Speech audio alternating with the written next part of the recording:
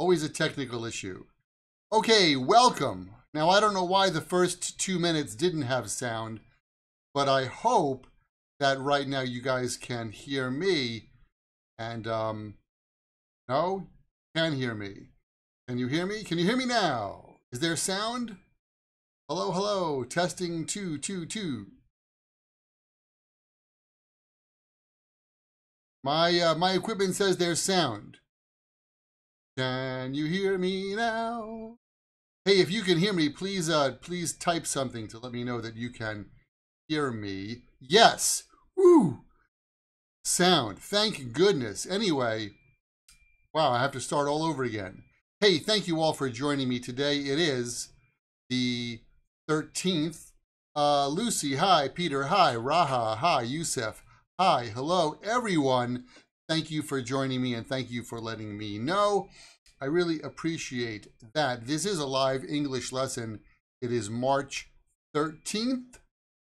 And if you're watching it around 12:30 p.m. New York time on March 13th, it is live.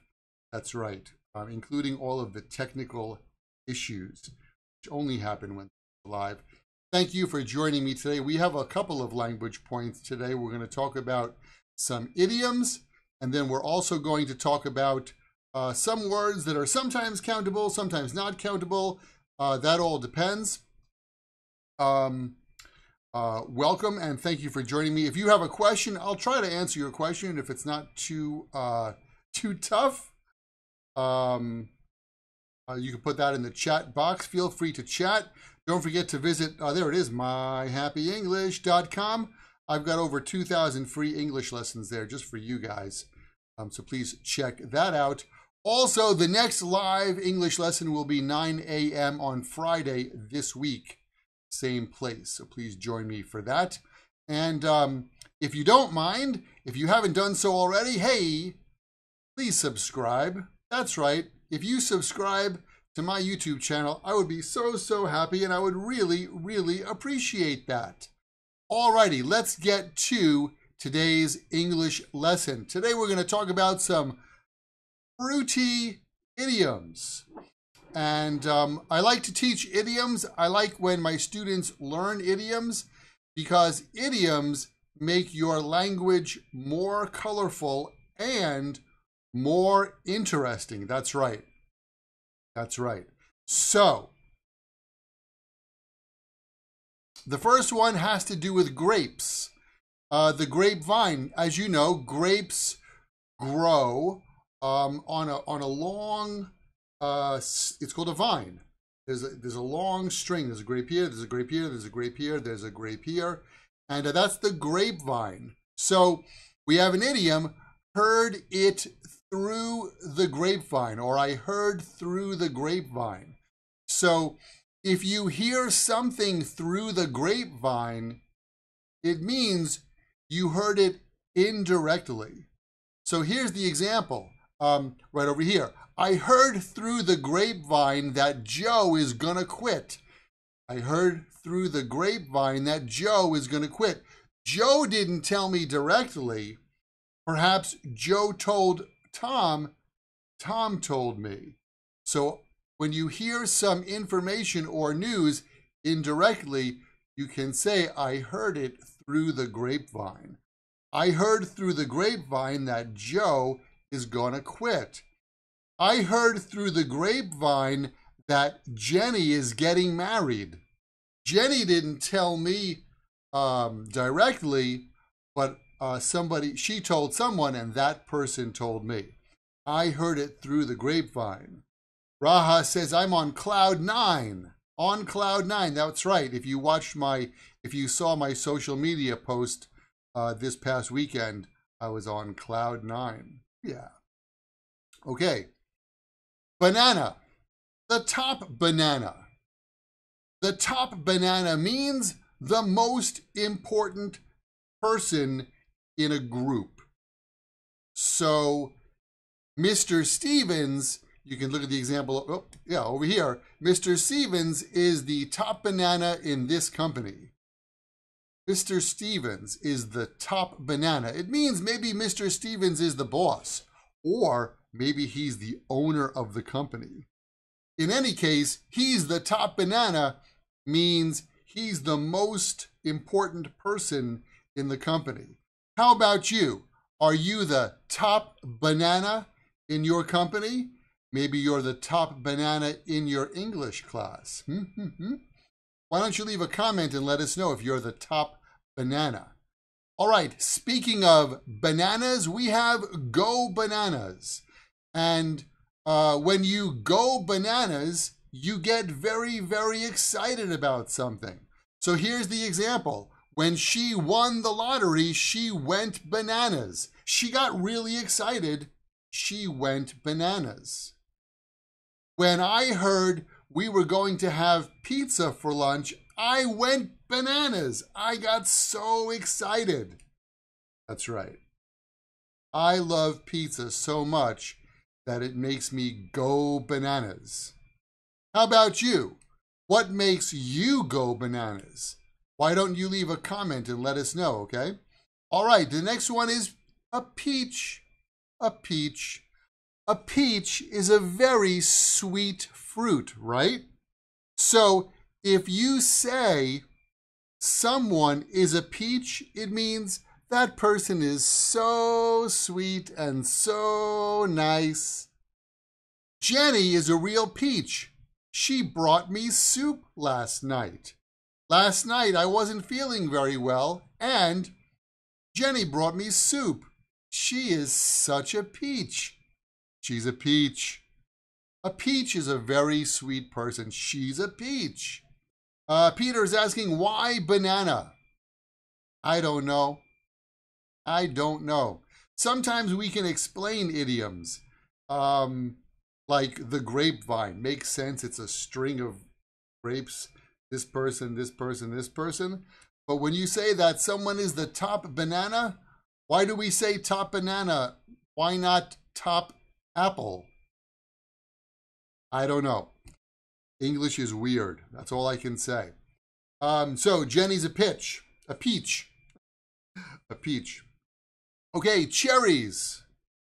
Cherries are very sweet, very nice, and, you know, depending on the season and where you live, they could be a little bit expensive. Cherries are kind of a luxury item, a luxury fruit. They're hard to get. The season is very short. So, a bowl of cherries means a great thing. And we often use this idiom in a negative sentence. So, life isn't always a bowl of cherries. One of my students on Skype said, "Oh, Michael, you work in New York City. That's cool. That's great." Yeah, New York City is awesome, but it's not always a bowl of cherries. Working in New York City is not always a bowl of cherries because the train service is not so reliable, especially when the weather's bad. So it's not a bowl of cherries. It's not a bowl of cherries means it's not such a good thing. Okay?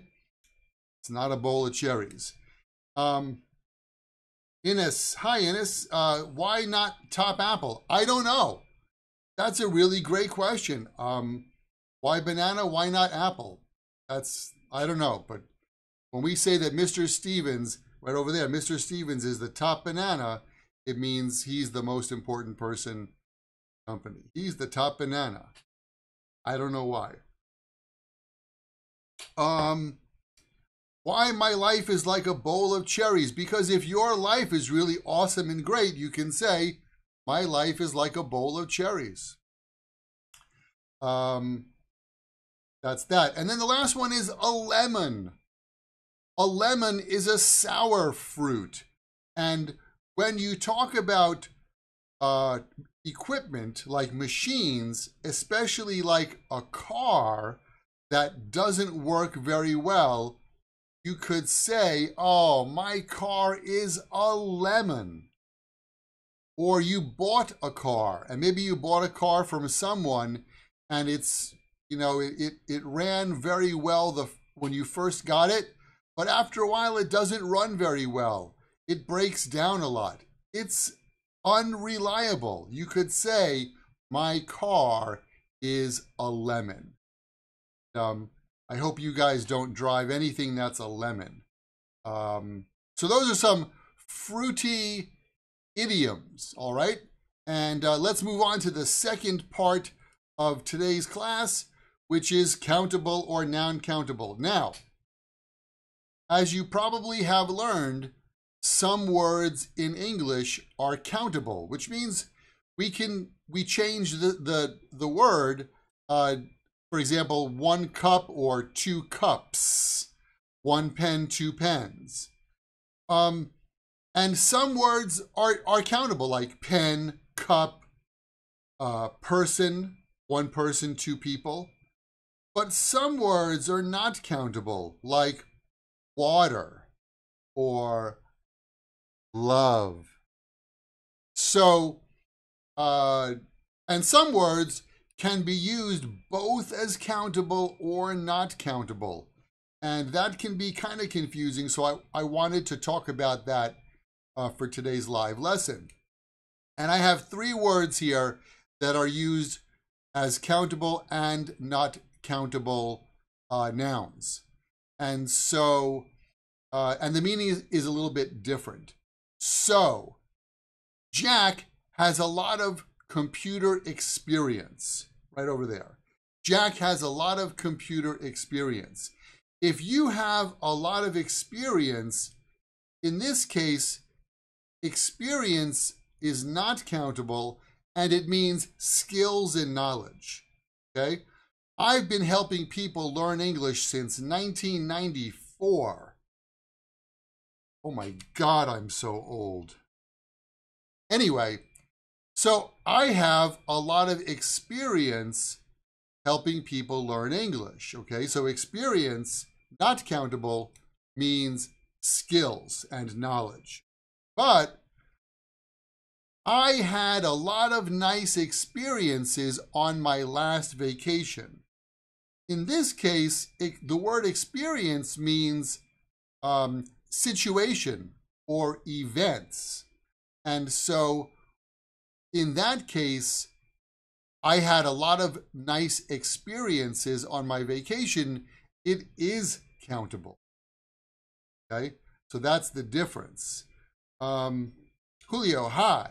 Yes, better late than never. Thanks for coming. All right, so that's experience. Jack has a lot of computer experience. Experience there means skills and knowledge, not countable. I had a lot of nice experiences on my vacation.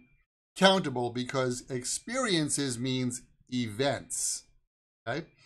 All right, the next word is time. Time. Time has 2 meanings. Time, the word time means clock time. Hey, I don't have so much free time today. Do you have any free time tomorrow? How much time do you have to study English every day? When time means clock time, it's not countable. But the word time also means experience or event. And in that case, it is countable. So take a look. You can say, or I could say, I have been to Istanbul several times. I've been to Istanbul several times. I've been to that park many times. I have seen you guys here on my live English lesson many times.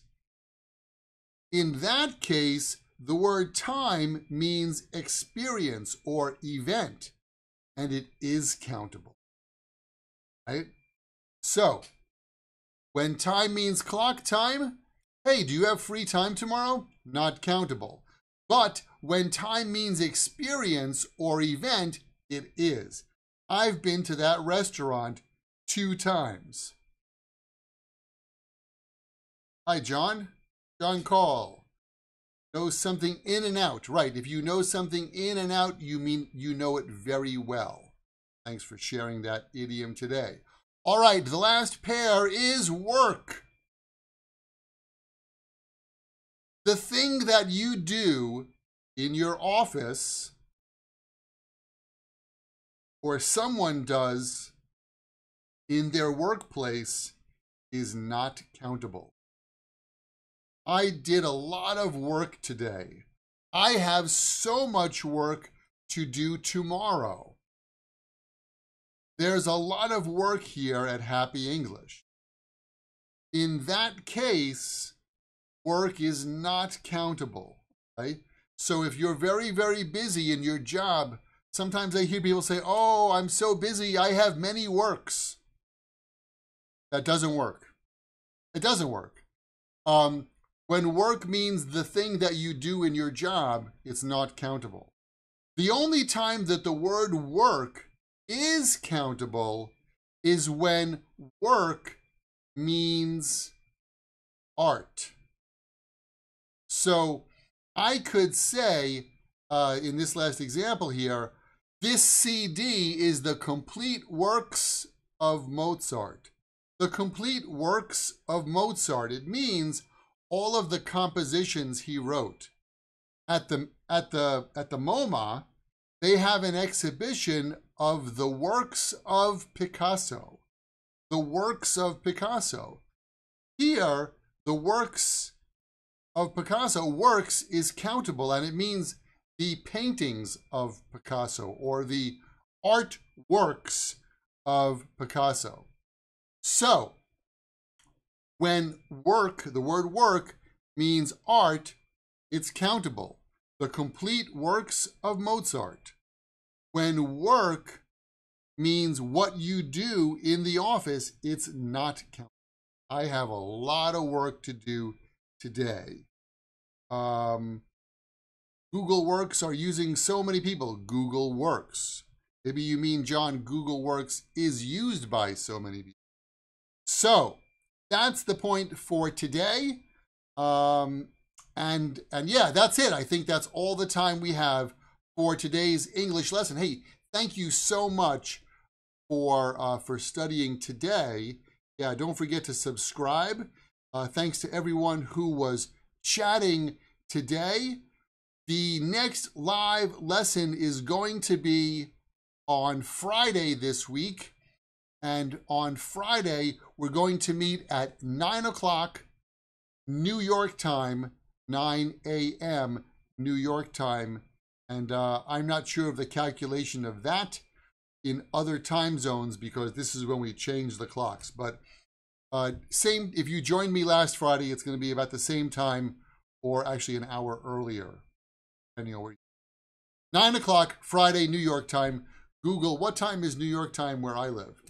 You can find that out. Alrighty, that's all the time we have for today. Thank you so much, everybody, for joining me today. I look forward to seeing you guys on Friday for another live lesson. I will have another YouTube lesson posted on the YouTube channel before that, plus this week's podcast. So that's all coming up. Thanks for studying, and I'll see you guys next time right here at Happy English. Bye, guys.